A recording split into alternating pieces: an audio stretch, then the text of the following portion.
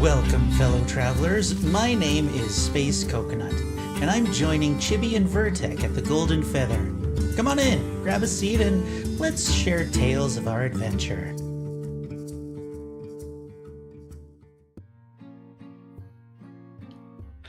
Hello, and welcome to the Golden Feather Tavern, where your hosts, Chibi and Vertec, discuss Ashes of Creation and important topics spoken about within the Ashes community. At the tavern, we invite you, the viewer, and a special guest to pull up a chair, grab a pint, and join the conversation with us. So today is the 1st of November 2025, and we are on episode 246, Summoner Updates. The traveling bard joining us today is apparently traveling from really far away. This is SpaceCoconut. How are you doing today, friend? I'm really good. This is a lot of fun. I like being part of a podcast. It's good. Good. Yeah. And Chibi, You've also I've been doing pretty good. We went out to try and do some Pokemon Go because Vertec's getting us back on that train. So we went out a little earlier today for some, and now we're settling in for some Ashes talk, although as you'll find out here in a second, not exactly the topics planned initially, but yeah. But yes, it was a Garbage Man Day, Lure Seeker. Exactly. It was, yes. But yeah, I was gonna say also it's nice to have Space on here. SpaceCoconut. I don't know if you want to go by Coconut or Space, but it's nice to have you on because we've chatted back and forth through comments on YouTube for a bit. Yeah. It's good. Sorry. I always get nervous when I do these sort of things because I'm like, am I going to say the wrong thing? Oh, you're fine. No, it's all about like chatting and just talking, I guess, about our thoughts and our opinions on things.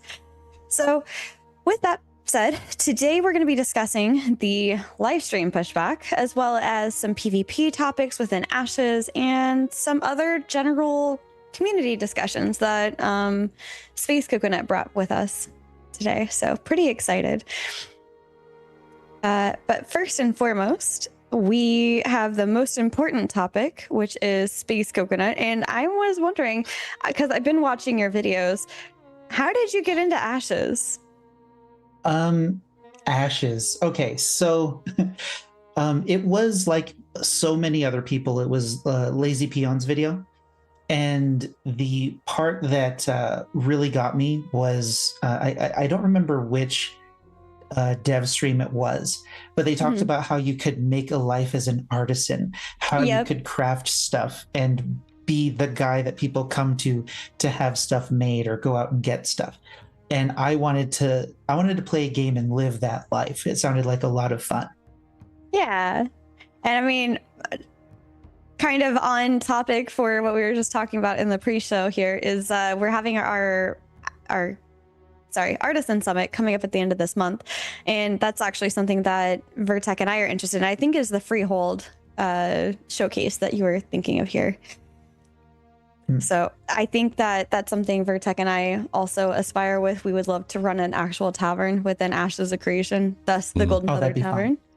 Fun. So Yep. yeah, we're right there with you. I think that's something that's very interesting to me. All right, so you do a lot of the content creation stuff over on the YouTube space, but for those who haven't bumped into you, what kind of content do you normally try to focus on? Oh, well, sometimes it ticks people off, but generally I make stuff that I talk about systems.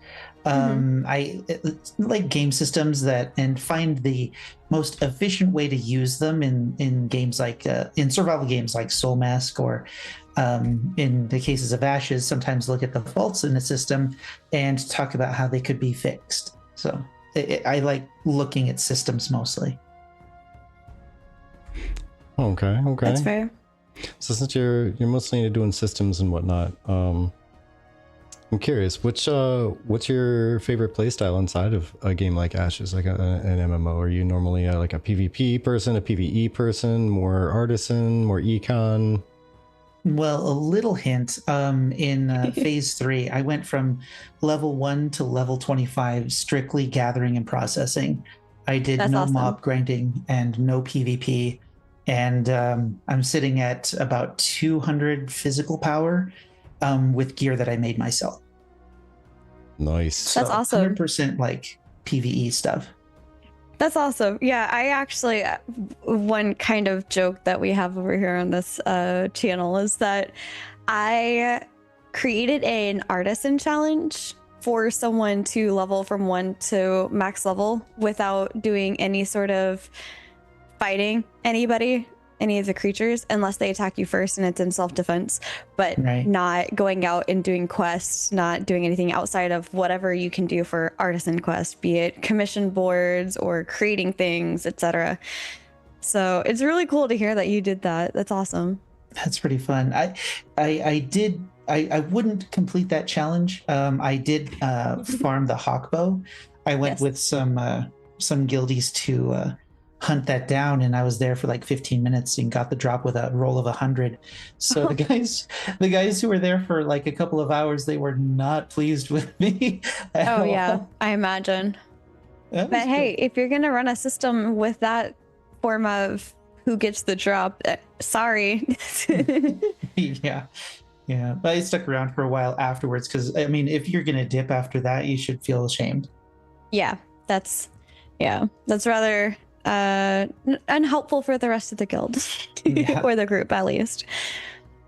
So what got you into doing content creation? Because I know it got Vertec and I into it, but finding other new content creators, is this something that you did before Ashes, or did you just kind of start with Ashes?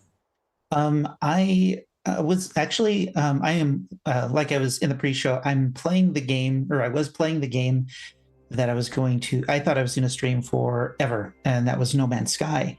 And so I made the term SpaceCoconut was because I was going to be the coconut in space playing No Man's Sky on a stream. Okay. And all this stuff with No Man's Sky didn't happen, with how that launch went. And then after that, I got sucked into Dead by Daylight, and I played that for a couple of years until I decided to get back into survival games and MMOs. Mhm. But it was No Man's Sky. I tried to get into streaming. I did it a little bit with Skyrim before, but I was just doing fun things. I had like 250 mods on my version of the game, and Wow. That's crazy. I had an add-on or a mod to change the horses into My Little Pony horses. And Rainbow Dash was the fastest of those horses. And so Oh my goodness. I took I queued up the F-Zero soundtrack on YouTube, turned that on, and ran on Rainbow Dash from like one end of Skyrim to the other, but you can't really do that, it goes too fast. But that was a lot of fun. That's funny. Oh my goodness. I haven't really modded too many of my games, so just to hear how many you had is just crazy. I get 250. obsessive. I can't imagine one. I'm like, I don't know how to do that. It sounds crazy. I also don't know if I'll break the game, because I used to mod, quote unquote mod, Sims, and then I ended up breaking Sims doing that. Oh no. And my Sims ended up having like weird long elongated limbs, and they're like spider Sims on accident, and then that freaked me out, so I just never did it ever again. Sounds That sounds like a amazing. great video though. Absolutely. It was crazy. But Vertec, do you have any other questions? Oh man, plenty of questions. So let's see here. So when we get into the actual launch of the game, everything's all put together, all the polish is on there, everything's running great. Imagining that it goes directly by design as it is right now, and you could establish a level 5 not metropolis city. Which one would you pick? Which type would you pick for your community to jump into, and why? Economic. Ooh. Economic, 100%. I've been thinking about this since day one. The reason I'm in guilds and my guild might hear this, is to learn how a guild is run. And then what I want to do is start a shadow guild that will poach certain artisans from other guilds and establish a shadow network of crafters that work underneath all of the big guilds. So it's not everyone says, oh, Polar, oh, Fed, or whoever else is up there. But then there's this guild that nobody talks about that doesn't actually have a guild tag, but has a Discord network of artisans that work together to manipulate how the market is run. And then run an economic node up to 5 where the, what's it called? The marketplace, but it's upgraded. What's that called? Auction house. Auction house, yeah. To manipulate the auction house to run the economic side of things and control who goes to war, when, and why. So that's the dream. That's the dream. Okay. That's awesome. That's crazy. I like it. So with this conversation here real quick and how often it's come up in the recent past, I think I'm going to work on making some audio and video filters for our guests and for our games, just so that when something like that comes up, like, yeah, the reason I'm in my guild, and my guild might hear this, and they just immediately go to like the blurred out face and the raw voice. The anonymous. Yeah, absolutely. Just instantly the turn that voice on. just like dips down and covers into like a black fade over. You got the robotic voice. Yes. I think I'm gonna work on doing that. I mean, I'm working on rebuilding the entire OBS setup right now, so We'll have a redeem called Anonymous Confessions, and you have to ask us the hot take that we have to do an anonymous confession for. Yes, turns that all would of them actually on. be really fun. I have the entire background, like everything behind us, just like it's kind of washed out, and just the, and just have random people. Random people come in, they're like, this one time for the guild we were supposed to do this thing, but I did this thing, and then the enemy guild showed up. I don't know how or why, but they totally did randomly at that moment. Randomly. Triple says yes. Oh my goodness, that's funny. Well, we have votes yes for a non-vertec. A non-vertec. We have a lot that we could talk about, especially with you, and it would be fun to maybe be able to deep dive into that stuff sometime. But the big thing that we're here for is the community news, and of course Space being part of that is important, but also we want to hear Space's thoughts on other topics, such as the fact that the next live stream was supposed to be yesterday and instead is next week, unfortunately for us. Now, I will say the next actual tavern talk that we have, because I believe this next Tuesday is our community night. The next tavern talk we have will be covering the Ashes of Creation live stream. And given from their announcement, they said during this stream, we'll spend time going over some major community feedback topics and answering some of your questions live from Twitch chat. Specifically talking about, let me get into the announcement channel that I was in. Hold on. The summoner updates and there it is. Previously, they had said, curious to learn more about the summoner, tune in for a complete summoner archetype preview featuring the skill tree, key abilities, resource system, summoned vessels, and more. And then, unfortunately, because they had to push it back, they said, in addition to the summoner showcase, we've got some very exciting news to share about the Ashes of Creation Alpha 2.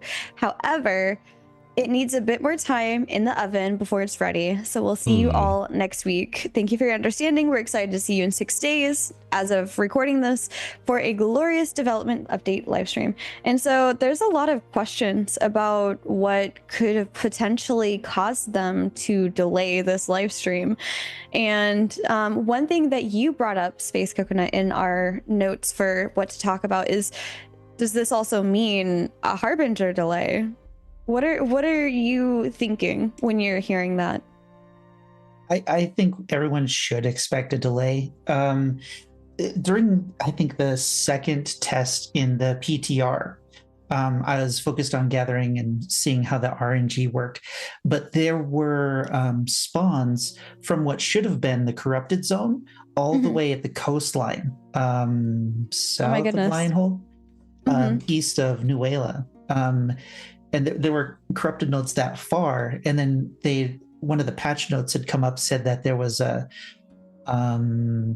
frame rate issues with the you remember that screenshot of the cloud going from like the corrupted zone up to the sky? Yeah. They said that there's FPS issues with that event happening at far distances. So imagine, Ah. like, we can see the tree from almost anywhere in the Riverlands. Right. Imagine if that tree was the cloud of corruption and it was causing frame rate issues. Ooh, yeah. It would cause it everywhere. You couldn't get away from it. So I imagine that it's those sort of technical things that they're dealing with. And given how quickly they've fixed things like that in the past, I think everyone should expect a delay on the Harbingers. And if they push it out, that might be a mistake, in my opinion. That's a fair point. Triple is asking, wait, the corrupted zone got tested too? I unfortunately have not been a part of the recent PTR test. They've just landed on days that we were not able to take part in them. Yeah. It wasn't tested. It didn't activate, but that was what in the PTR patch notes. So I don't understand how they knew it would cause it, but that was what was happening. They added it in the patch notes. It's possible that with the internal testing that they're doing before it lands on PTR that it came up. So they were like, hey, this is a known issue from internal testing. Yeah. But I'm curious because there has been a higher level for Vertec and I, at least. We've noticed that sometimes we have to dip everything down in order to stream Ashes, and then other times it's back up to an area where we don't have to dip it down nearly as low.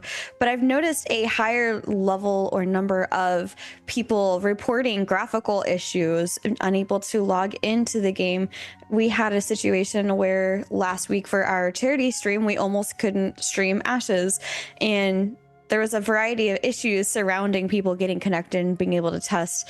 And I'm curious to see or maybe not see, they're probably not going to let us know exactly, but I'm curious to know what exactly was causing those, and if this is related, all of these changes that they're making, all of these adjustments for things like the Harbinger event and these other corrupted zones, because as long as Vertec and I had tested the lawless randomly generated areas, there's always been a certain region outside of that line where there was still the corrupted or like event buffed the glowy NPCs. enemies. Yeah, the glowy enemies. Yeah. So curious. It sounds like there's a lot of base core things that need to be adjusted still to fit or work the way that they're intended to.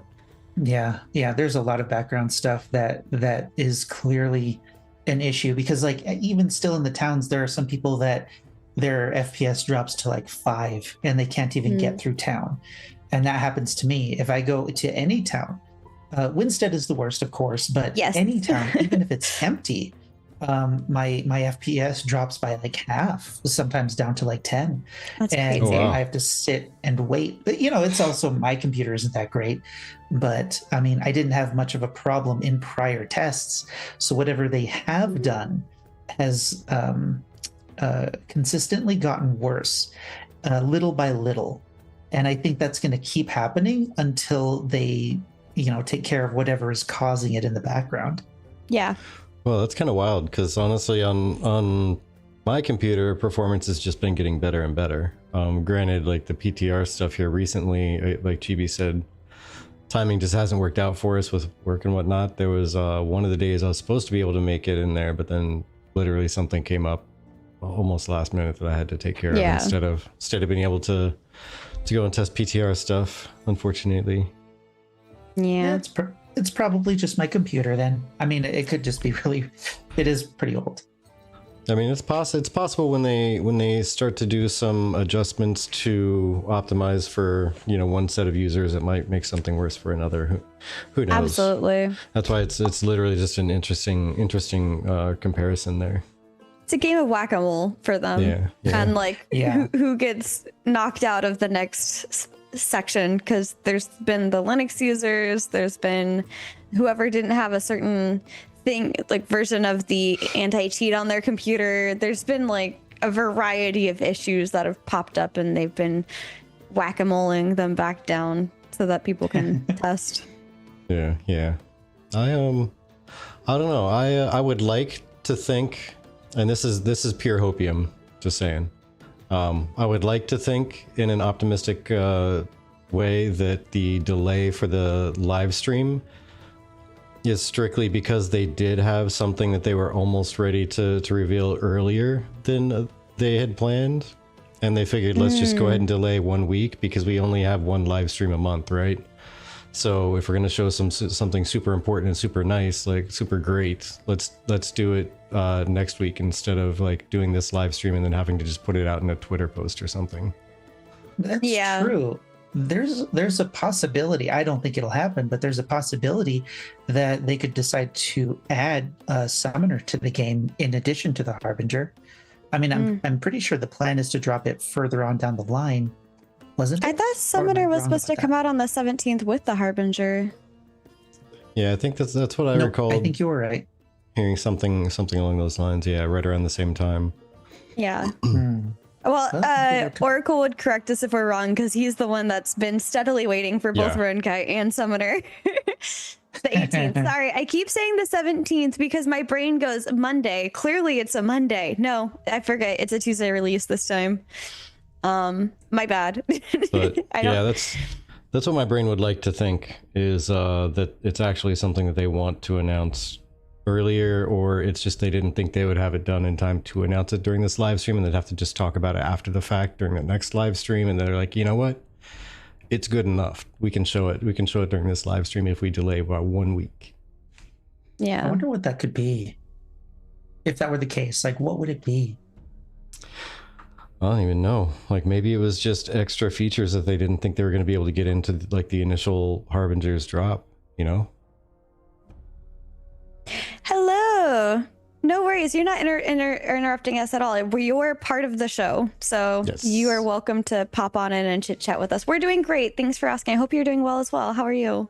Yeah. We like to be very interactive with our chatters. Yes, this is an interactive podcast. So we're community focused. So you are part of the community. You're part of the show. And if you want to ask questions, ask.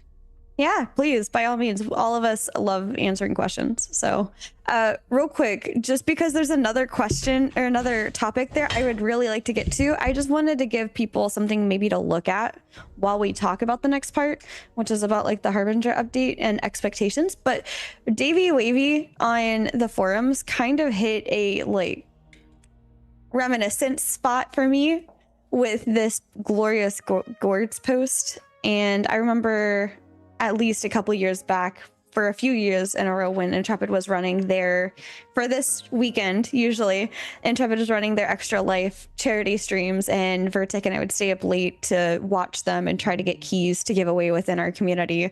And he ended up doing his own carving of his own pumpkins. Unfortunately, we did not get to it. I was actually curious to see if you guys wanted us to do that next year. If you do, I will add that to a list of things to do. Maybe I'll try to do like a feather, and Vertek, you can try to do something else, or we'll figure it out. But hello, Z, welcome in. But since there's no Extra Life this year, at least this weekend or anything like that, I haven't heard any other announcements. Perhaps that's another reason why they're delaying, is so that they could get that set up. The glorious Gourd competition, just it was a throwback. There was one way for people to get keys a long time ago for the alpha testing, and it was just, I don't know, it's a nice memorial post for me of old days. Yeah. You did do this, Z. Yes. But yeah, this is Davey Wavy. This is Davy's grave beast named Andrew. That's awesome. That's cool. and then a glimmering geode. That's awesome. I am not versed Super in glowy pumpkin teeth. carving. Chomp, chomp, chomp, Mine chomp, chomp. usually end up looking something like someone smashed their hand into it because I tried to carve something and then a piece broke and then another piece broke and now it's a very weird looking hole. Good enough. It becomes good enough. My You did artistic do a skill phoenix. is limited to critiquing and crying because I wouldn't be able to make something like that. I mean, I could take all of the stuff from inside the pumpkin and make food. That's more likely to be the better outcome Absolutely. of something. Yeah, absolutely, I can roast some pumpkin seeds. That's about it. But while you guys enjoy that, I just wanted to also maybe talk about phase 3 for expectations and the Harbingers event. Honestly, I think this is the first step towards having more PvE within Ashes of Creation. I'm not entirely sure if it's the PvE I was looking for, but it's the PvE I'm looking forward to at least try.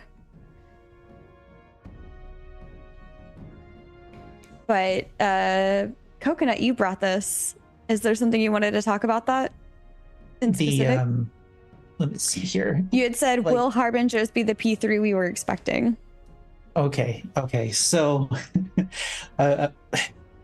so when we got into phase 3, a lot of people had their expectations of what it was going to look like, right? And like, I don't know about you guys, but I was very like, oh, I've done this already, right? There's not a whole lot different. And the biggest part was static rarity being the same. Right. And because that was the same, the rest of the phase kind of played out the same way as it had in other phases. And I don't know, we're supposed to get the 0.17 update, which is going to bring in RNG for gathering. And that's going to come in hopefully before Harbingers. It's supposed to, but I guess that was delayed too. People were expecting it a week ago, I think. Did they say somewhere where it was delayed? No, it's Okay. just it was It's just not out. Yes. And I bought into that assumption because of the date that Harbingers was supposed to come out. Right. It just made sense for that update to come out and then Harbingers. But now that if Harbingers is going to come out after 0.17 changes static rarity, if that works, that's going to be the start of a new phase 3. That's going to change a lot of things, I believe. Yeah, at the very least, it's going to change how people gather. Right. Right now, people will travel to hotspots where they know high quality stuff is. They'll farm up a boatload of whatever it is, and then go and turn it in. And we have, legendary materials being sold, epic materials being sold for like 10% of what a legendary goes for. Yeah. And people still, I almost have a legendary offhand piece. I just haven't farmed for it, but I got distracted. If we go to gathering hotspots now, what's going to end up happening with the RNG change is we're just going to go to our favorite spot instead, and you're just going to chop down trees and see what you get for that day. Yeah. I think that it will have people spreading out a little bit more, because I've noticed there's certain areas, and there's also that time period in either 2.5 or freshly into 3 where flowers weren't growing in a specific area, or they're only growing in other specific areas. I was gonna say, and then they were all growing in one area. Yeah, and I think that's changed since then, but more of my point is we've had some really wonky things happening with gathering and the nodes for gathering, etc. So it'd be nice to see that finally kind of figured out a little bit better, I think, and maybe spread out a little bit more. Yeah. Vertec, what are your thoughts? I think that the Harbingers update is going to it's going to add quite a bit of interestingness to the world, for sure. One of the interesting things is, as SpaceCoconut was saying, the gathering and the PvE portions of it, they will exist, but I think the amount of increased interest that's going to come along with those is going to also have an increased interest in the PvP that it's going to have in the area, because it's going to be in, lawless zone. It's going to be a scramble, and I think it's going to be an instance where you're going to want to cooperate with groups larger than your own, and everyone needs to go kind of for their own content, in order to let everybody profit some. And the other question is going to be, and SpaceCoconut, maybe you'll have an opinion on this too, because Chibi and I, we'd kind of talked about it previously on the show on I think it was Tuesday, where it's going to be almost like all three play styles, like the PvP, PvE, and then economy. They're all going to be kind of against each other. Like they're all going to be trying to thwart each other's efforts, because it's like on the economy side, gatherers are going to want to get the corrupted stuff, right? They want to just go gather all the corrupted stuff. But PvP players are going to want to just fight people and get the resources that they're collecting and such. So they're going to be at odds. PvE players are going to be wanting to, slay the targets and shut down that zone to get the PvP and the corruption out of there.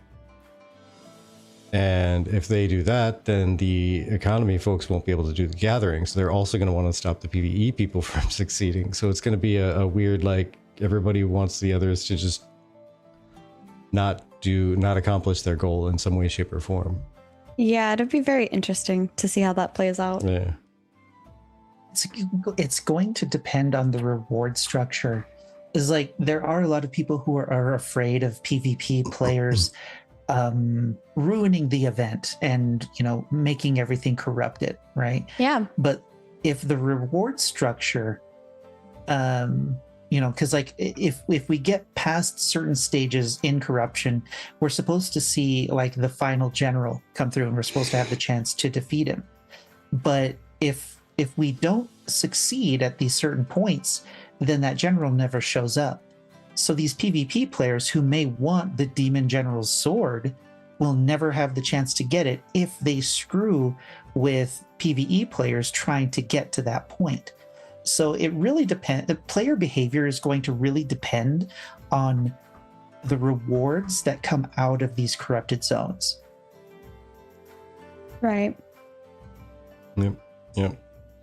So well, yeah, that's why I think it's going to be very, very interesting to see how it plays out, and if different guilds and different alliances try to approach those zones within their nodes ZOI in different manners. Like they summon the hordes of people who are living at their parent node of the area to go out Gondor and accomplish it. Yeah, exactly, and go out and actually try to push a specific activity type, and fight off everybody else. Yeah. I think that oh, go ahead, sorry. I was just responding to Camp Cave. Oh, okay. Saying, to be fair, isn't that boss basically the same one that comes at the start? Yeah, it's the same one. It was the commander, I think was the term. I'd have to go and look it up. But yeah, I think it was the commander. You get a chance to fight them at the beginning to shut it down early, and if not, then you got to go through a whole lot of exactly. Got to go through a whole lot of process to get it to come back out, and then you can fight it to shut it down later. I thought it was different. Oh. We'll see. I don't know. I didn't remember all of what they showed, but it was a lot. It was a pretty intense system, in my opinion. But I think one thing that this leads very easily into is the discussion around PvP within Ashes of Creation. And there are two primary posts on this that I think fit this. And the first one is talking about PvP fears and hardcore concerns. Are they exaggerated? And the second one is talking about balancing PvP and PvE for PvX. And so for the first one, there's a person named Tavern who's asking about the concerns about PvP being too much of an exaggeration. I come bringing a singular gift. Hello, bored little unicorn. A chip? Is the gift a chip for your me? Is the gift your viewership or the chip? I will take the chip too. That sounds delicious.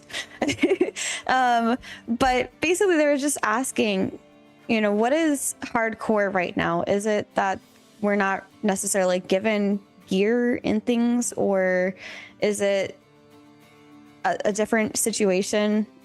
Apparently, they were playing other games like EVE Online and ArcAge, and for them, in those games, they were saying that the player conflict drives the narrative and the economy. And so I think that this one is just kind of one of those, are we getting too worried about PvP and hardcore players at this moment? The thought on this one, I whenever I think of PvP, I always remember like some of the Zyback videos that I've seen, and I use him as an extreme polar opposite of myself. Yeah. And his concerns, I imagine the concerns of a PvP player, some people aren't understanding that that's not the focus right now. And the easiest example that I can share with that is actually static rarity. Artisans have been complaining about that since phase 1, phase 2, and we're only now seeing a change to that. PvP players are having concerns about lawless zones and PvP incentive and all of those things, but they need to remember that right now we're focusing on the economy and the artisan stuff and trying to figure that out, and they're working on the Harbinger event, and that PvP is going to be a really big part of the Harbinger system. So PvP stuff is probably going to show up with that, but they got to be patient and wait for when they start working on those systems. In my opinion, they have a lot of PvP systems available to their disposal, whereas there's not really nearly the same amount of PvE systems at the moment. Yeah, I agree. It's just that people don't want to do them because PvE players have found ways to do the PvP activities safely. Yeah. Like as we will if we don't want to engage in PvP. Absolutely. Where's the world? We're gonna run. You know? I'm gathering. I see that purple circle. Look, man, and I'm going. I finally got that legendary item I was looking for when I was gathering. I'm not about to let you take it. I'm running. Okay, this is mine. This is mine. My practice. Time to get out. Time to get out. Yeah, you make a beeline for the safest place. Yeah. Actually, I didn't do that the other day. I was in where was I? Anvil's on the far west side. I tucked myself in a corner because my wife called me out of the room, and I had 10 legendary basalt, and I was doing a day of mining, and my bags were full, and I come back to an ash pile, and I was so upset because I didn't log out, and I thought I was safe in that spot, and it's just, you're never safe. so lesson learned. Right. Never safe. Ugh. Yeah, there is no safe area even in towns. No, yeah, and that was, I'm gonna divert just a quick side comment on that. That is a big thing that some people were frustrated over, is being in towns and just trying to do artisan stuff, and then somebody just being able to come in and attack you, and you lose everything because you're just trying to be there crafting, and that person just basically can get away scot-free almost. Yeah, last phase, I think it was purple. They war decked my guild when which station, the lumberjacking station came up for the journeyman, and what they had done is when the timer for that table was almost up, they war decked against people who were waiting, and they killed everybody and took their materials that they had on them to make their tools, and that was a bad day for a lot of people. Yeah. It's honestly, I really hope eventually they'll let you craft from your storage. That'd be nice. It really would be, but I don't see that happening. I mean, that also has to do with like inventory stuff, you know. Mhm. If you don't have to worry about all of the materials in your bag or having just pulling them from your storage, I don't see that as a convenience thing that they would be willing to add. Hmm. I mean, Well, 'cause they crafting from have the it- storage? Yeah. Yeah, I think Steven had mentioned at some point that that was going to be a thing, didn't he? I thought so. Try to you search want me to out if check the there's a wiki? quote Maybe on being that. completely uninformed. Yeah, 'Cause- it's been a long time. Yeah, because that's the Ashes. one thing that would make the town feel a little bit more safe, to be honest, is if you could put your stuff in there, and then if you didn't, I mean, that's on you, right? If you Yeah. didn't store everything in storage, and buy all the storage for that matter. Maybe they're changing stack sizes. Maybe that's what the surprise is. Also, you have that issue early on where if you have a certain amount of lumber, like you just can't fit that much lumber in your bag.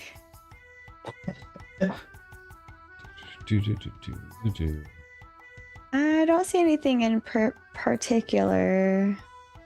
Oh yeah, Okay. in addition to bonuses to crafting performed there, crafting stations can pull inventory from players' personal storage and warehouse storage from the settlement Yeah. under the artisan classes within the crafting section. Has to be from that Well, I settlement look that the forward to station that. is in. Yeah, I So- wasn't wanting it to be from, let's say, Winstead if you're in New Ayla. That would just be like almost. Yeah. That would be meaningless. circumventing the entire system, really. Yeah, but being able to be in New Ayla and just pulling from my New Ayla storage, that's all I want. Hmm. But I mean, some of those things though, they take a lot of wood. A lot of wood. So much. We were making a joke. Yeah. It was like, how much wood do you need? Is it to build a tavern or is it to build a mace? Yeah, which one do you want for 700 trees worth of wood? Which still doesn't make any sense. No. No, it's a tavern mansion. Yeah, I'll take the tavern every day. Okay, I'll find a sturdy stick on the ground and thump somebody with it. That's going to get real interesting when settlement destruction can occur here at the end of the year. Oh. Well, I mean, it's going to be interesting regardless because you got to pull it out before the siege happens. Otherwise, you don't have access to it. Yeah. That, and you could lose some of it. Yep. I think that's gonna be the make or break for a lot of people. The destruction of settlements. If they put all of this work into, it's like my guild in Miralith had just finished building the Grandmaster tailoring, and if a war was declared, actually, can destruction destroy the tables? I think so. I think yeah. it reverts it back down to 0. Okay. The wilderness. So then, yeah, if a guild, put that much effort into getting a grandmaster, which is probably a Erwin says, what was yes, it everything goes boom. if it gets reset, there are going to be a lot of upset people, and the litmus test is going to be how many of those people stop playing as a result. But see, this is why it's important that you defend your settlement. If your settlement's under a siege, you have to be there to defend it. And this is also why mayors, you need to let people who are not just your friends help defend your settlement, because it's all fine and dandy when it doesn't actually do anything. But as soon as it actually does have some sort of decay, you need to make sure that the people that are trying to be there to help protect your settlement are allowed to partake, in my opinion. Yeah, it's gonna be Otherwise- Go ahead, sorry. Go ahead. no, after you. Guess first. I was gonna say, like, I'm always looking at the negative side of things. So, like, what if one of those people, or like half of those people who sign up randomly, happen to be, trying to help the rival guild destroy the town? Yeah. That's a good point. Yeah, see, that's mean- where like the mayors are going to be unbelievably critical to settlements. So people need to make sure that they are actively trying to block who they believe is going to be a malicious mayor from taking over their settlement, because Yeah. they can make so many decisions that can make or break what's going on in that area. So I mean, and that's more so than just gathering as many votes as possible in like the scientific, but also if there's somebody who raised a ton of money to be who you're sure is going to be a terrible mayor, and they're bidding in the bidding war for the economic mode or economic settlement node. We'll get there eventually. See, my brain tried to block it, so it tried to mispronounce it as mode anyway, so yeah, I was halfway there, kind of. Like it might take an entire couple of guilds or an alliance to raise enough money to make sure that the bidding ends up not letting that you know, potentially malicious mayor take over the economic node. And the gladiatorial arena thing. Yo, That one's going to be interesting. Like people, that's gonna be crazy. like, I think it'll be really neat for the martial settlements, where you bet with other players, like, who is going to be the next mayor, you know, and just kind of having just people setting up like betting tables or making bets on who's going to be the next mayor of that node. I think that will actually be pretty fun.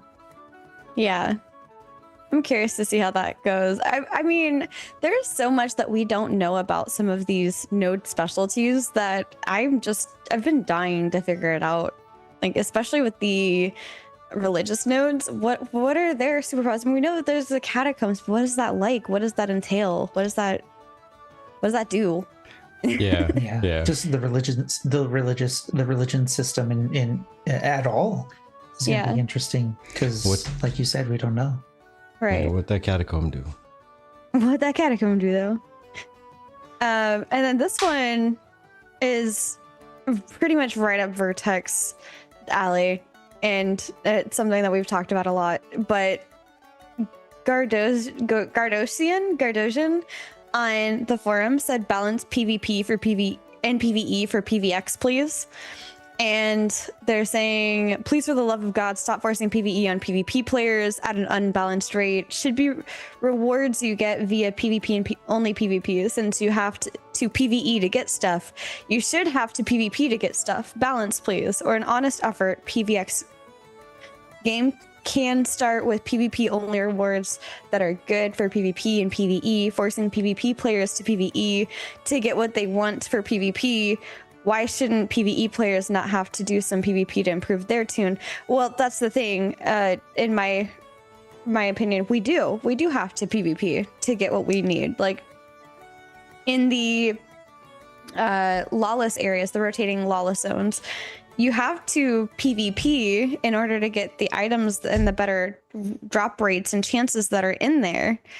But it's kind of interesting to me to hear the PvPers complaining about having to do PvE.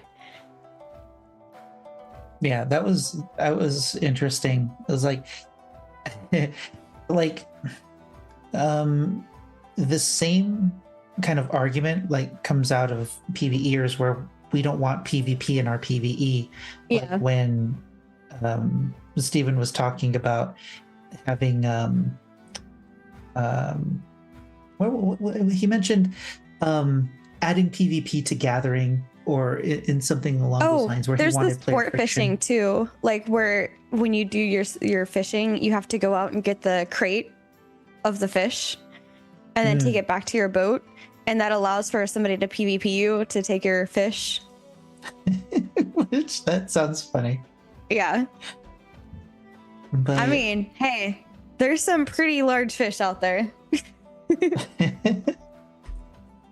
I don't know. I think.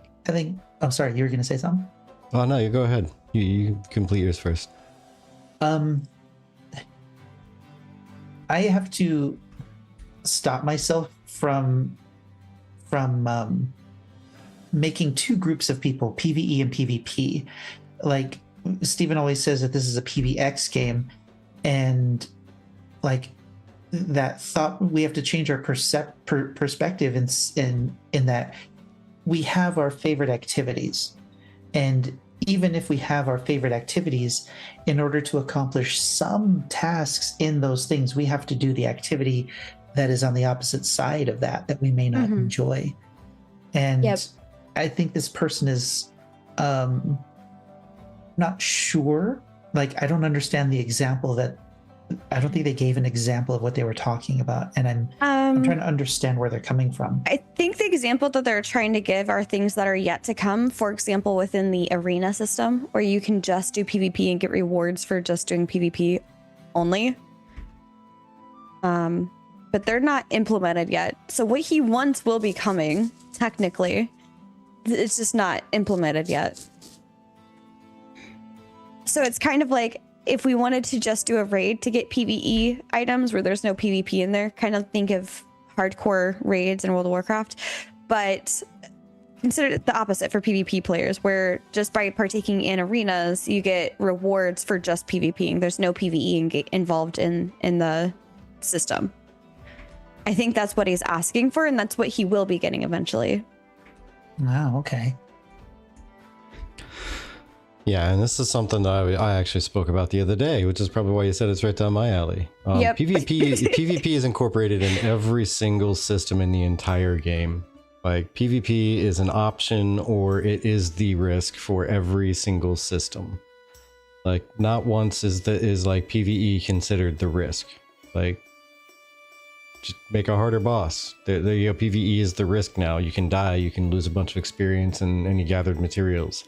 Like, make it more difficult. Then PvE is the risk for that area. No. PvP is the risk for every system in the game. Like, it's kind of nuts. Like, what's the risk to PvP? A waste of time. That's your risk in PvP. You waste your time. That's it. Like, sanctioned events. Oh yeah, and corruption. Sorry.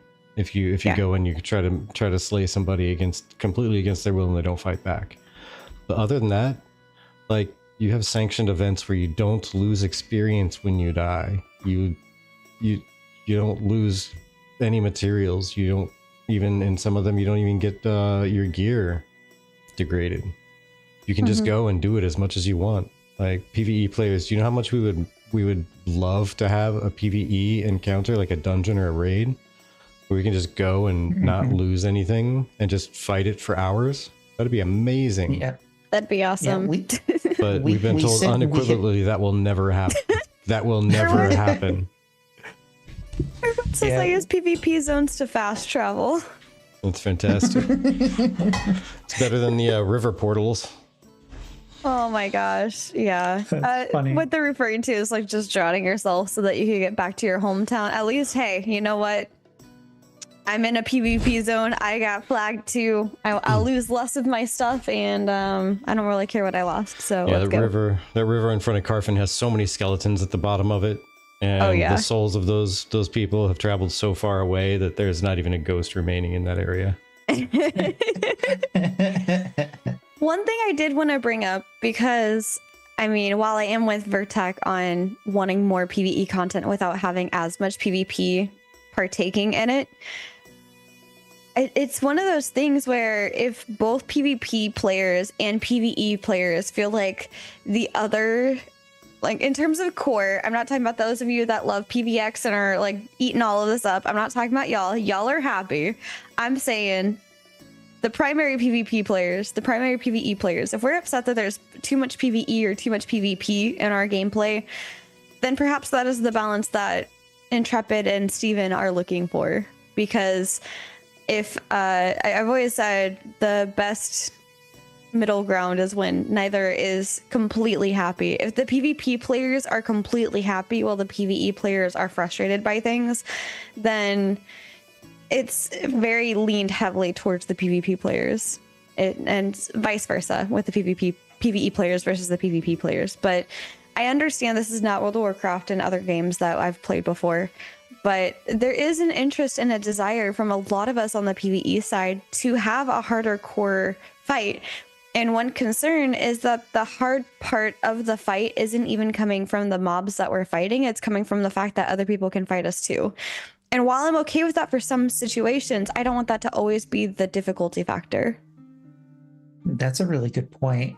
like, I mean, it's okay with Firebrand and Tumok, and we're testing it's helping test PvP and that sort of thing. But there are going to be instances like where we go to the forge, and for whatever reason, like as a metalsmith, I'm going to need to go down to that forge that's in there to make metal things. Yep. And if for whatever reason I want to go down there, and there's a guild that knows we're going down there to craft metal stuff, it's highly incentivized for them to come kill us and try and take that metal, try and take those resources. And that's valid. But there are going to be times where we just want to go and fight the lava monster, for whatever metal it drops or whatever, and not having those PvE raids where it's our skill as players to take on this thing and to defeat the mechanics and things. There's a lot of joy that comes in that. And if Ashes doesn't provide that, and they rely on PvP to be that test of skill, it's not going to be something that we can enjoy. Yeah. And I think this is where, circling back to the previous topic, this is where people are concerned that the game is being built around the current testers. And the argument is that somebody who is willing to pay $100 or more, is the case for a lot of us that did the Kickstarter, are a harder core audience than the person that's going to be flipping $15 a month when the game's at launch. And so the concern is, if we're balancing for those of us that are here now versus the end target audience, is it balanced for a harder core group of players, or is it balanced with the intention of the future audience? It's going to really depend. Like, I think Steve, what did he call us? The golden cohort, right? I think it's important to listen to the players who are playing now to get a general sense.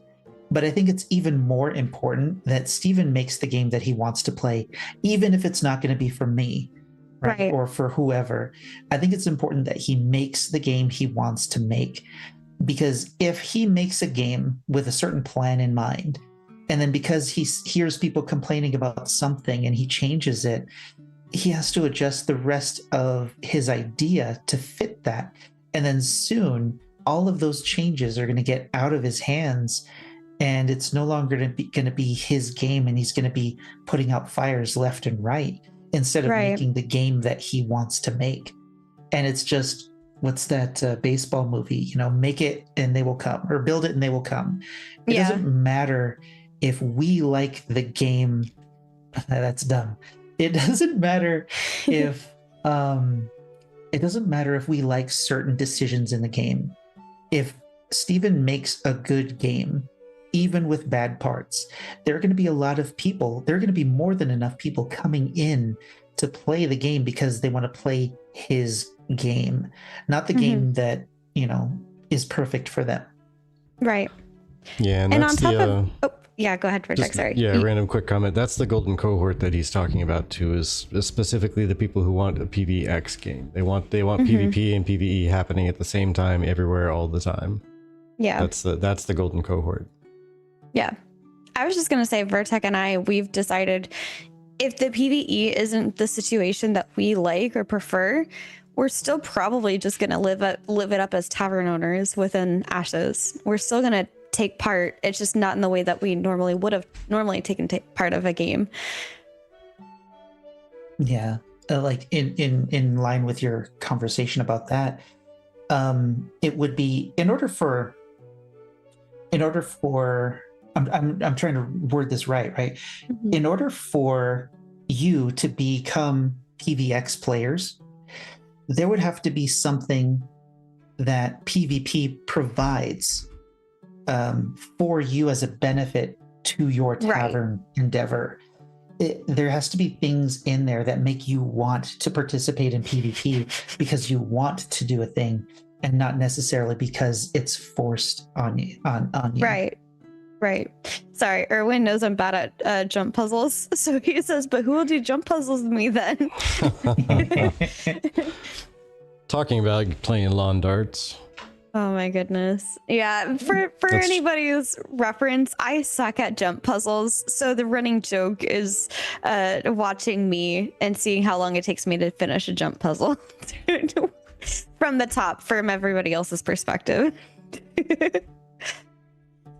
But yeah, it's just one of those things that Ashes of Creation, and this has always been my intention and my perspective with Ashes, is built for such a diverse option of players. And to your point, I can sit there and be a part of a PvP system all day long, but I'm not really a PvX player in this case if the PvP isn't doing something that's I find beneficial.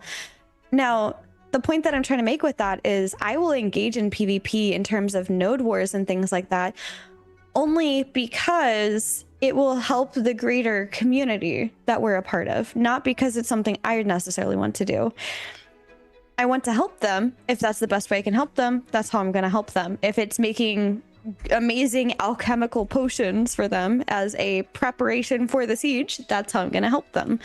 But I would much rather have something where PvP does do something meaningful to me, and it's okay if it's not in Ashes, because I'm genuinely not a PvP player. But that's a good point that you made of for it to feel like a good PvX system for each person, they have to find meaning or value in both sides.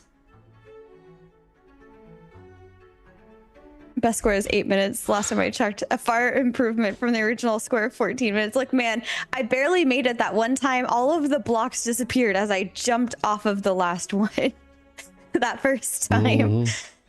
So Gravity is not your friend.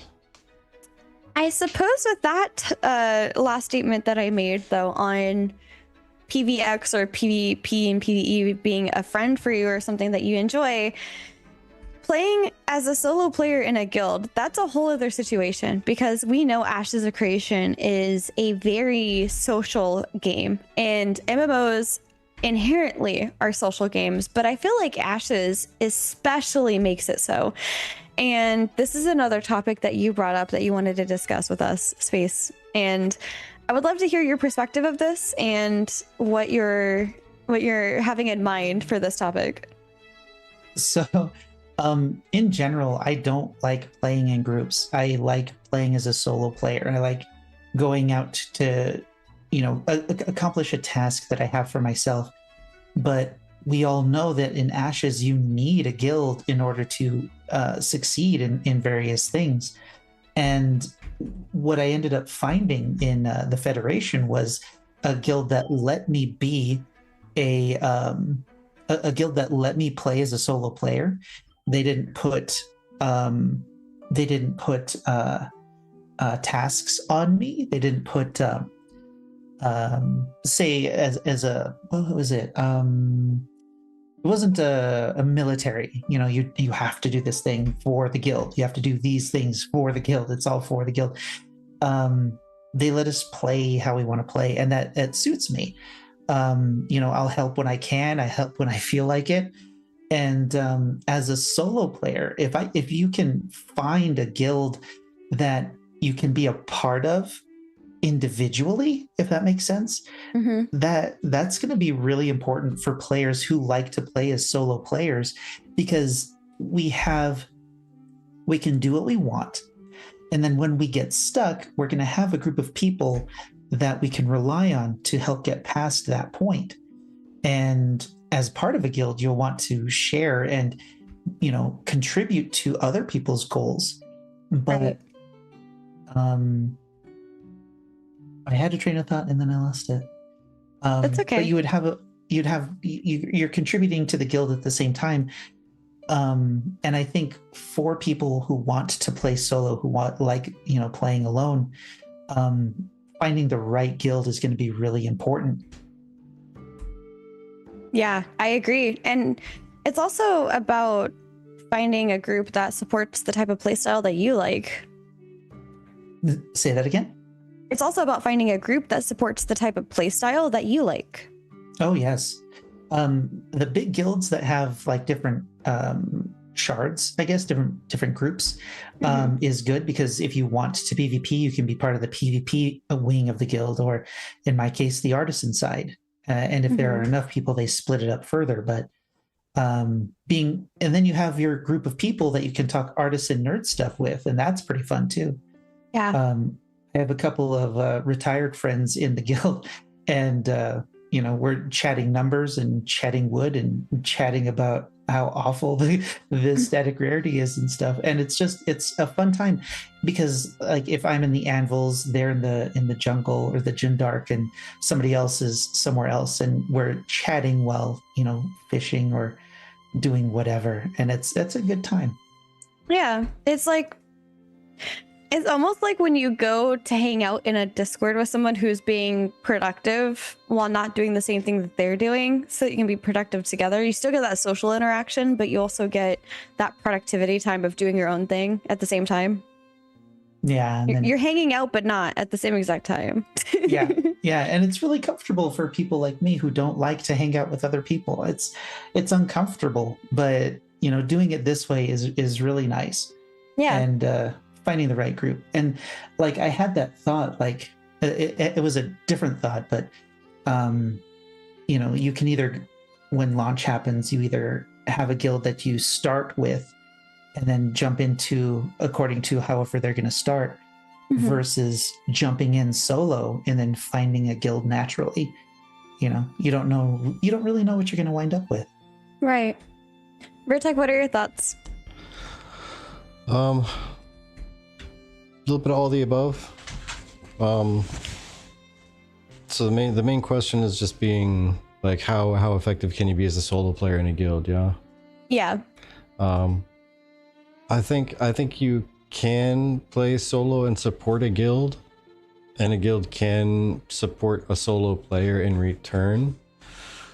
Simply by the guild bank existing and the sole user like dropping stuff off to, they go out and they go picking flowers all day long and they drop them off in the guild bank, and there's 700 flowers by the end of 2 days just chilling, doing their thing, right? Yeah. And the guild alchemist turns them into potions, which help people go out and raid and PvP and whatnot. And then in the raiding and PvP, they end up getting materials that can end up supporting the person who went out and collected all the flowers. Now the person has, they got an extra chest piece. So they're a little bit stronger. They can fight bigger things to go out and get more materials in a stronger or more risky place as far as leveling goes and whatnot. So it can be done. It can be done, to be honest. I don't think you're gonna see the entire world by yourself as a single solo player running around. Like you're gonna have to run around with the guild at some point, or with another party at least. Open world dungeons and raids, for example. Just experiencing that area, you're gonna need to be with a group, or just run around people as they fight stuff and play the sneaky ninja, hide in dark corners. Which is exactly why I run a rogue. The exact reason. But you're right. It's really important, and it falls in line with what I said about a solo player getting stuck somewhere and needing to rely on the guild to get past it. Those dungeons or the world bosses are the exact reason. Even if I don't like playing with other people, I can play with other people to accomplish a goal. And having the right guild to do that, if you can play solo in a guild that lets you play solo, it works out. And even if I play solo like that, I contributed to the Miralith in the current state that it is. Because if I have my timeline right, it's been about a month since Fed took Miralith from Polar, and it went from what it was then, which was useless, to having a Grandmaster Tailor station in the period of a month. Oh wow, that's awesome. Yeah, and they did that, I think yesterday. Yesterday was when it finally went up. Congratulations. Yeah, it's all them. They did all the work. I gave a few crates here and there. I'm the solo player, but that's how that can work. Yeah. And the other thing to consider is where different players come from. My history with World of Warcraft was primarily a solo playing one, or dual playing with Vertec, for example. And it's one of those things where being able to have a group when I want one is really nice, especially by having an active guild to be a part of. But also, I typically like to go around and wander and explore things. I don't always want to group up with everybody all the time. But I think that's where coming into Ashes has been a bit different for me, because historically, the guilds that I've been in within World of Warcraft have always had people in them, but they were typically max level already and doing raids of their own, or I was a bit more harder core than they were, so I'd often go find other groups to be a part of anyway, while still enjoying the guild that I'm a part of, and hopefully bring back some knowledge with me with those harder core groups and help the less harder core group advance, I guess, through some of that. But I think Ashes is the first time that I've really encountered the whole guild, especially during phase 2, at the height of alpha phase 3, or alpha 2, sorry. But especially phase 2 having been the height of everything, with all of us being active at once and numerous groups doing things consistently, it gave me a taste of what launch could be like within our guild. And ever since then, it's just been kind of teetering, mainly because perhaps the economy is not in a position somebody would like it to be in, or the crafting system is still being worked on, and or is broken in terms of we need 10,000 logs for something. And it's just one of those things that I know for Vertec and I, experiencing that day in and day out can get a little tedious. And so taking a break and then coming back in to play is been a little bit nicer for us. And not to mention the biggest change that we've had dealing with over this last year, been about a year now, is that we're covering an actual game versus previously we were covering a game in development that we couldn't test. So the difference between physically being able to get into Ashes and covering the each month to month, or week to week that we were doing, and when we didn't have that and there was a lot more of theory crafting and things like that going on, it's a very different experience, I'd say. Yeah. Like, I can't theory craft. I'm not good at it. And so like it helps me that we're in the state that we are, because I can look at the things and, you know, make an assumption about where it's going to go or what needs to be done. Yeah. But I'm jealous of you know, that time before we were playing, you know, when there was still that wonder of what is it going to be. Mm-hmm. It was more prevalent, especially in like 2017, 2018, when the initial Kickstarter had launched. There was multiple days when we would look in the official Ashes of Creation Discord, and people were, I mean, us included at the time, we're taking up spots within multiple VCs, just theory crafting how Ashes might be one day.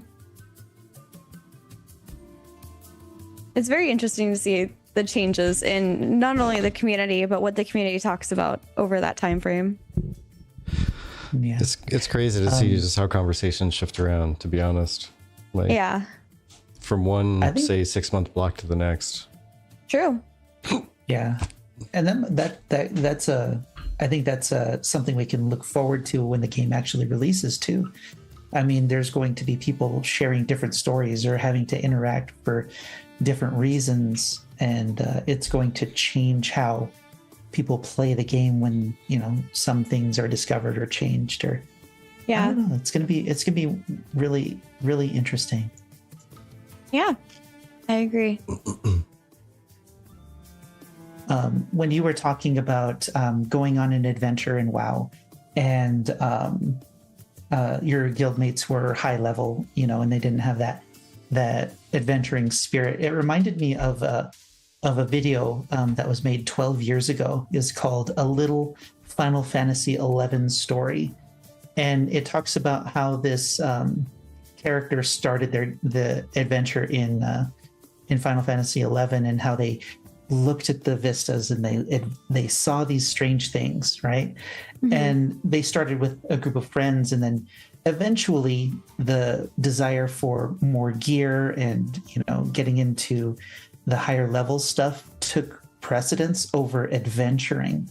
And then years later, this story goes on to say that they ran into their high level friends, and the person still had their original link pearl, which is their guild, and they're talking about how they saw this thing and that thing and adventured into these caves or whatever, and they saw this, and the person who had been focused on, or the people who had been focused on the levels and the gear, I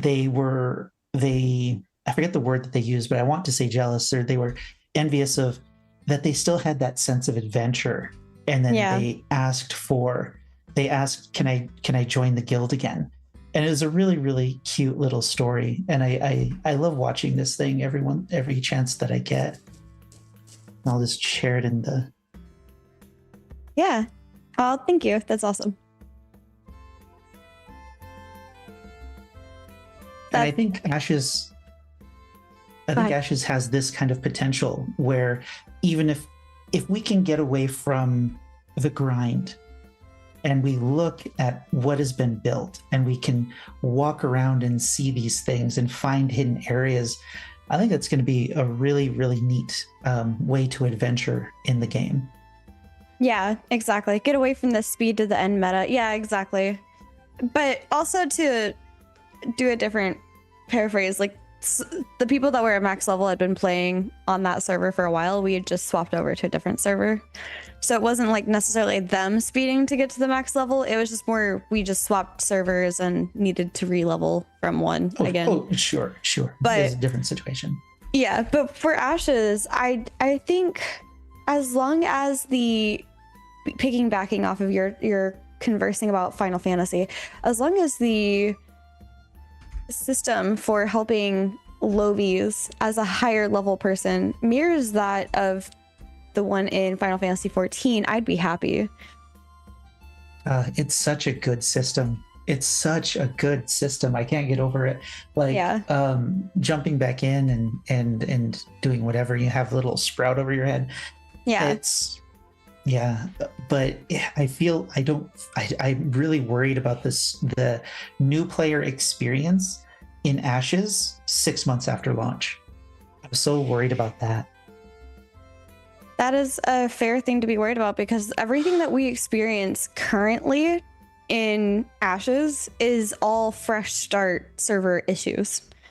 But what happened 6 months down the road? I don't think we've actually had a server stay up for a complete 6 months without something major changing it. No, I think you're right. So I'm curious to see what that even looks like, because 3 months down the road is very different from even start, when a lot of the fights over different zones have finished and people have gotten the initial frenzy of either PvP or grinding out of the way. Yeah, the end game loop as well, that might change. I hope the mentor system is still playing. I'm hoping that too. But yeah. One thing oh, go ahead, sorry. No, I was just going to say the economy is really important for that. If the new player can come in and buy a sword for 50 silver or gold or whatever, versus having to buy one for 500, the economy is going to be really important. Yeah, absolutely. For that experience. Absolutely. I was just going to say, kind of piggybacking off of what you just hinted at with the economy, Vertec and I noticed recently that they aren't looking for the economy principal designer anymore. It's not on the website anymore, yeah. It's not on the website anymore. Yep. Do we know when that changed? I'm not really certain. Within the past 3 weeks? Yeah, all I can do is compare their previous looking for jobs postings to the current one. And that's 2 days, I think. Okay, thank you, Sourcap. But I wonder what happened in the past 2 days that could have provided an economy person. But they are there's only one position that they're looking for right now, and it's associate software engineer. So I think whoever they ended up getting from wherever they ended up getting them from, I'm hoping to see some really major changes over the next few months, because I don't know if you felt this way, SpaceCoconut, but Vertec and I felt like they're almost pleading to the world during their last dev stream for a principal designer to kind of pop up for them. Yeah, they're like, please, yeah. somebody help us. The number of times I heard it be announced or like mentioned in that stream, I was like, this feels like they're just really hoping to fill that spot like really badly. And I'm glad that they did it. Like, I'm glad they were able to get that filled. Actually, it may have been the day before the AGS announcement. Very curious, very, very curious. That's There's certain an interesting websites, point, it's $60 for 1,000 gold. Okay. Oh my goodness. Yeah. That's bananas. Holy crap. Forget that. Yeah. Well, also, Noobtastic, there somebody made a really good point, and this is just kind of a miscellaneous section of this podcast. Somebody made a really good point that not Intrepid, but Amazon probably knew well before the day that they had to, you know, shut everything down. And so they probably warned their devs far in advance to be able to start looking for replacement jobs and saying, hey, as of this day, you'll no longer have a job, so you need to start looking. I imagine that is the situation that happened. Bangled on a realm that maybe wiped his bunker bananas. I agree, Lore Seeker. I agree. Like, anybody buying gold at this point, I'm just like, but why though? Like, why are you? There are so many better things you can spend $60 on that, you know what? I could use $60 to make a really pretty background for me, to have my own actual tavern, and that's gonna last longer than the alpha is. Yeah. So like, yeah, isn't 1,000 gold max currently? Still, yes. I mean, I'm just saying, I'm sure some people could look in their refrigerators and find a container of food that's lasted longer than some of the phases of alpha. Will keep a character alive. No shade to Intrepid on that. It's just, why would you spend that? Why would you do that? It's just to make a point. Like, I'm sure many people could just dig through their refrigerator. They will find something that's been around longer than some of these realms have stayed up and alive. That's a fair point. Erwin says if people can pay to win, they will. Yeah, it's alpha though. Like, that's just dumping random money. Oh, it's just a matter of time. Intrepid probably is on it. Yeah, like, I wonder what their plan is. We won't ever find out, but I wonder what that plan is. Yeah, absolutely, Mr. Noobtastic. Because I mean, we felt like the gear is really swayed how well you can do in fights. So as long as gear is the changing factor, because I believe gear was only supposed to be like a percentage of like your power ability. The other was supposed to be skill. So as long as gear is dictating how well you do in a fight, I'm sure it's going to be a thing. I'm not too worried about that. Like, I think it's only a matter of time, because right now we're worrying about how to make it, and I think next we're bringing out the classes, and then what's it called, the augment system?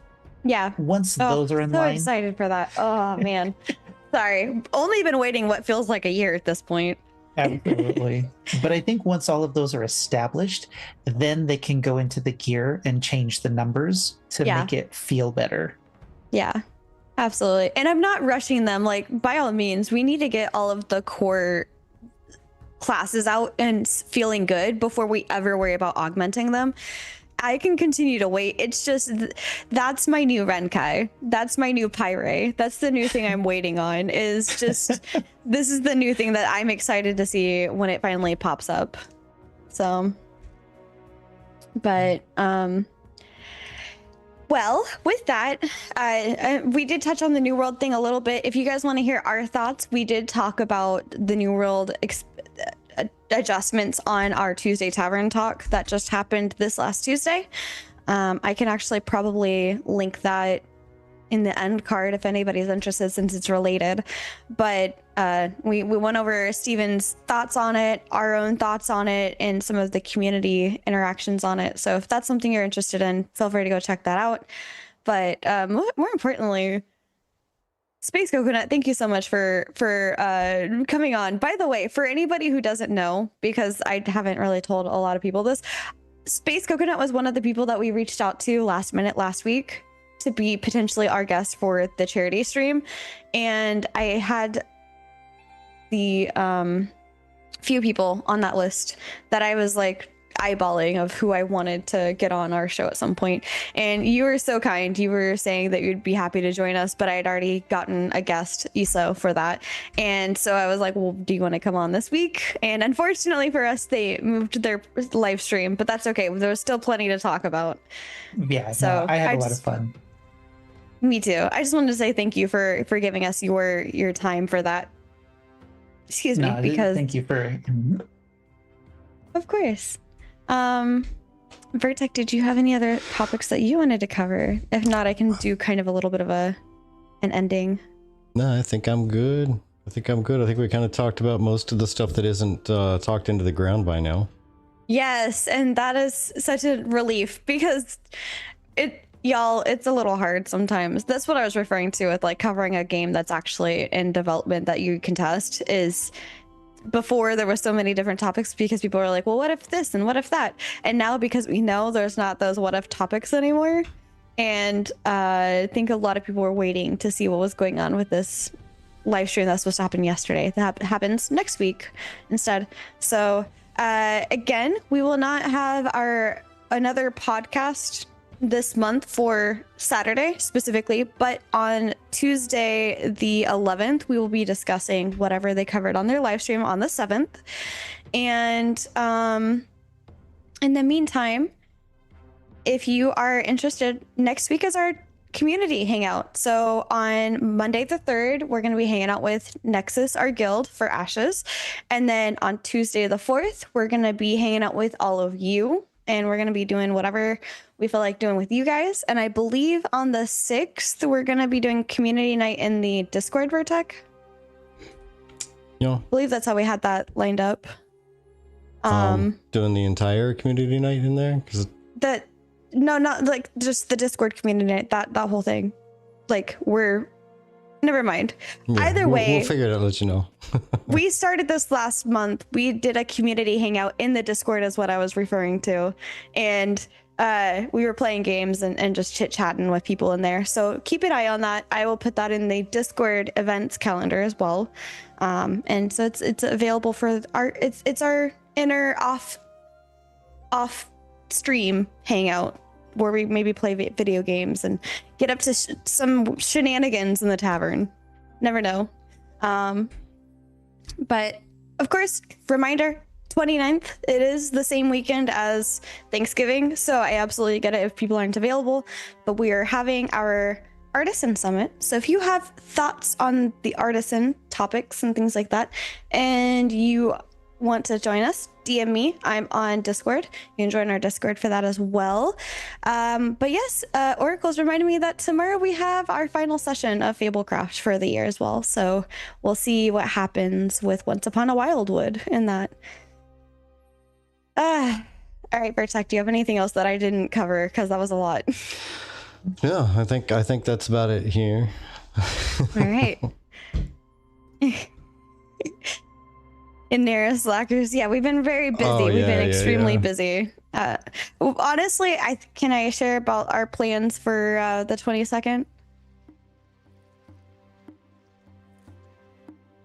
The travel plans? Or is that a secret and we'll share it later? Trying to remember what the travel plans were for that. Oh my goodness. That's me and my wife. I'm the bookkeeper, if you haven't noticed. Yeah, that's fine. Okay.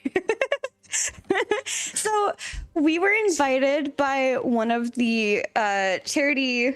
Yeah, so much traveling Vertec does forget. It's okay. I'm the bookkeeper for both of us. It's fine. Not written down on a calendar in front of me, I lose track of it. It's true. Yep. I basically, at this point, I might as well create a meeting, a one-on-one meeting every Sunday. All right, here's what we have this week. No, I'm kidding. Yeah. All right, Scrum Master. Let's go. Yeah, there we go. Scrum Master. So we were invited by a really awesome group of people. So we're going to go up to PAX Unplugged. So if you're going to PAX Unplugged, come find us. We're going to be helping Nomnivore Games, who actually was really sweet and gave us an option to give away something during our charity stream, although we never got that far with the bonuses and rewards that we were accruing. So if you're going to PAX Unplugged, you'll be able to find us there. And yeah, come say hi. We'll be manning a booth for some friends. So it's gonna be a blast, to be honest. Absolutely, I'm excited. But all right, well, that's all I got, folks. Vertec, back to you. All right. I guess SpaceCoconut, do you have any last words? Not that we're, offing you, but before we send you back into space. Before I'm jettisoned, no, not really. I really enjoyed doing this. This was a lot of fun, and I hope you guys get a lot more guests and a lot more visibility on what you do, because this was a lot of fun. Oh, thank you. I'm glad you had a lot of fun. And we are Moontastic. Moontastic says Tavern's making con rounds. We are a little bit. Heckin' yeah. But it's gonna be better next year, I'm sure. Oh yeah, absolutely. Vertec, I'm sorry. Officially back to you now. All right, officially back to me. Well, everybody, as always, we would like to take the time to thank you for your time. You spent it here. You earned it. You can only do that one time. There is no such thing as overtime, earning overtime hours in the time payment system. You don't do that. You don't work harder and get extra days. That'd be cool if you could, while we can't give you refunds, we can give you a receipt. We're going to invite you to join us to raid Whetstone, who we can't necessarily have on our podcast at the moment because he's trying not to spoil stuff for himself, but we can at least support him in a raid. All right, everybody. Have yourselves a great day. Catch you on next time. See you next time. Bye. Bye. Bye.